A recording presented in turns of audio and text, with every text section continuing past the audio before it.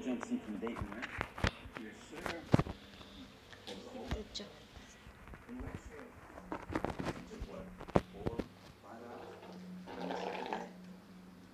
Rather they just stuck it on with crazy glue? Hey, at least my side would be fine. Well, that's all that matters then. Captain Kevin Stables is preparing to pilot Emery Worldwide Flight 17. His first officer is George Land. They're flying freight across the country aboard a 30-year-old DC-8 cargo plane. DC-8 is a fantastic plane. Thing was built like a tank.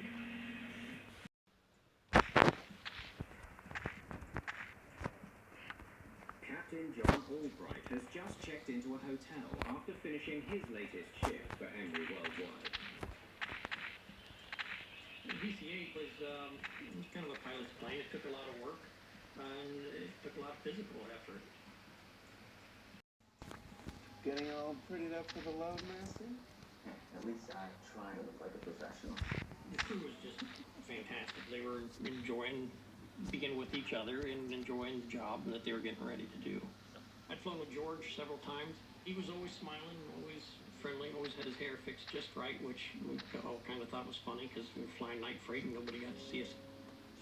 Captain Stables started his day as a passenger on the plane as it flew from Dayton, Ohio to Reno. Oh. In Reno, he took over as captain and flew to Sacramento. Now he and First Officer Land are taking the cargo plane back to Dayton.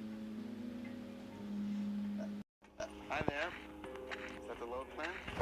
Just before they're finished up and loading the last couple of containers, they would give us a list of all the freight containers and how much it weighed and what position on the airplane it was. There you go, boss. Then we'd take that information and we would calculate the weight balance on the airplane and make sure that it was all correct. Inspection's complete. Cargo doors closed. Joining the pilots is flight engineer Russell Hicks. The flight engineer, he handled all the systems, the electrical systems, the hydraulic systems, and pneumatic systems. He was the man behind the curtain, so to speak, and kept the airplane running.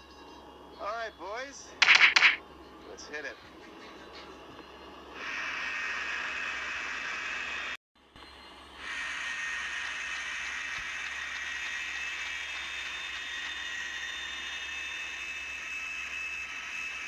Left rudder.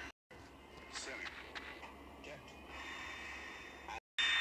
As they taxi to the runway, the pilots conduct a series of flight control checks. Right rudder. Center. Checked. Elevator forward. Moving back. Elevator position indicator. Checked. It's all calm efficiency. Elevator position indicator. Check. It's all calm efficiency in the cockpit. Taxi checklist. Taxi checklist. Flaps and slots. 15, 15, 15. Spotlights out. 15, 15, 15. Slot lights out. Some days you sit up in the cockpit and you look out the window and you think, boy, I just can't believe anybody's paying me to do this. Taxi checklist complete. Helicopter 16719. Position report to Mather. Sounds like he's getting a massage. Once you got assigned the schedule, you'd be with the same three guys for a month. So that'd be your second family. I've never been up in one of those Airstar helicopters. You know, like Cadillac of helicopters. You'd go eat dinner with them, you'd go hang out with them on layovers. So you got to be very close with who you're flying with. Emery 17, Sacramento. Emery 17, Sacramento approach. Your release for departure. Report when airborne. Emery 17 heavy. We'll call you once we're in the air. The controllers cleared the pilot to take off and actually start to establish and navigate from Mather, Sacramento to Dayton, Ohio. That particular day, I was laying in Salt Lake City. I happened to be laying on the bed, and the TV was running in the background. Hey, it's me. Yeah, I just checked into the hotel.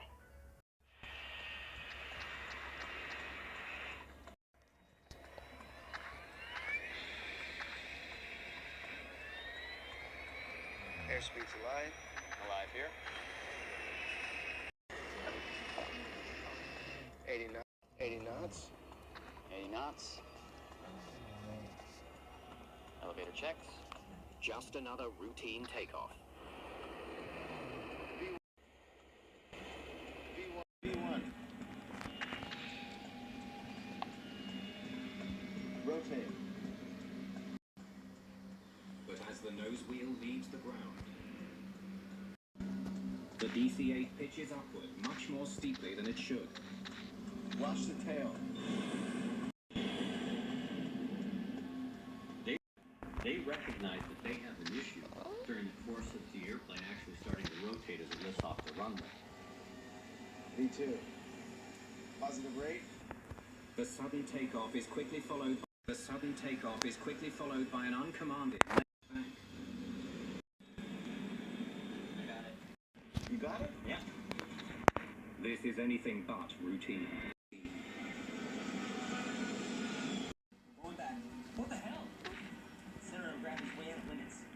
They need to return to the airport as quickly as possible. Emery 17, say again? When a pilot declares an Immersive. emergency, that really cues an air Immersive. traffic controller to know that this isn't just an abnormal situation. This is a critical situation. Emery 17, we have an emergency. Emergency. You steer, I'm pushing. So now you have 3 pilots trying to work in harmony. That's good from a cockpit resource management standpoint. Proximity warning begins to sound. We're sinking, we're going down, guys.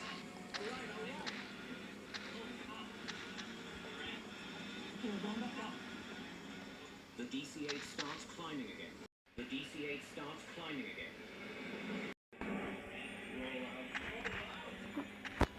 The pilots are still struggling for control. Emery 17, extreme balance problem. Emery 17, roger. The airplane started to go into the big perturbations, dive and then climb, dive and then climb. Roll out to the right. Push. Push forward. Push forward. They push their control columns all the way forward in a desperate effort to level the plane. Yeah. Left turn. Okay. What I'm trying to do is make the airplane's position match the elevator. That's why I'm putting it in a bank. So we're gonna have to land it in like a turn. They were trying to return back to Mather. So it was going to be a long sweeping traffic pattern that they were going to have to fly because they didn't have controllability of the airplane.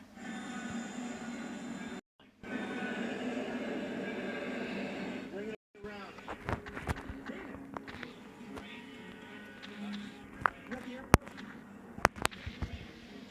Mather doesn't have a lot of surrounding lights. It's considered what's called a black hole.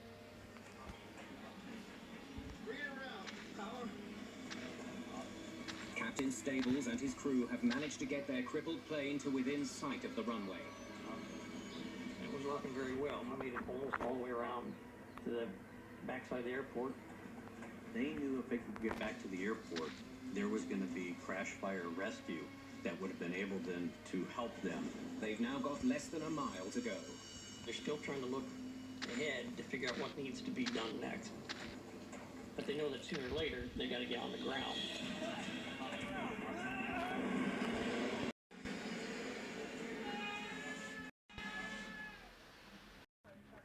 Emery Worldwide Captain John Albright relaxes in his hotel room on a layover in Salt Lake City. I had CNN on, and I was talking to my wife on the phone, and there's a lot of sirens and noise and flashing lights on the TV, and kind of distracting me from talking to her. And when I looked up, I saw something about Emery.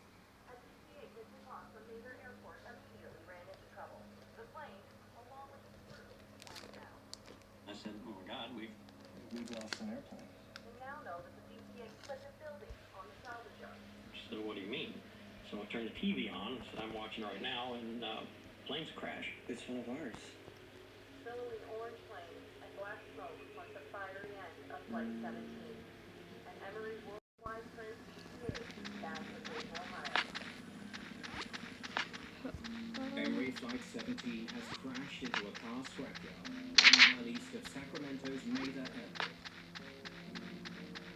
All 3 crew members are dead.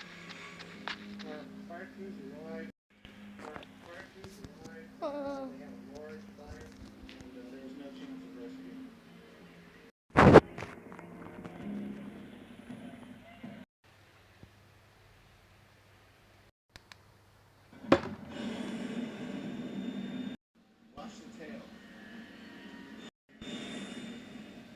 The plane instantly pitches as the first officer pushes down on the yoke. You got the airport?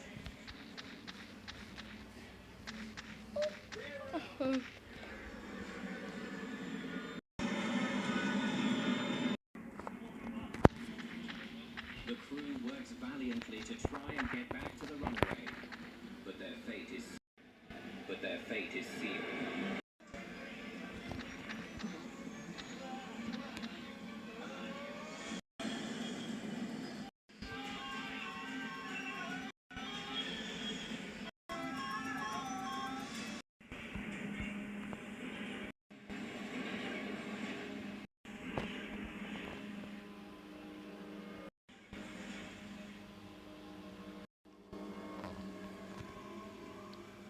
Nobody's out there to intentionally do something that would cause harm to anybody else. But sometimes we get a little bit of, lackadaisical attitude or complacent. We get distracted. And those little things end up resulting in a big tragedy. On behalf of we want to express our sympathy to the families of the victims of this tragedy. Recommend that air carriers explicitly highlight all maintenance procedures to help ensure that no steps are missed. Emery Worldwide is also singled out for responsibility. Emery said, well, this is the first fatal accident we had in 50 years, basically, at that time. Well, that's great, but 3 pilots lost their lives because of a bolt, a nut, and a cotter key.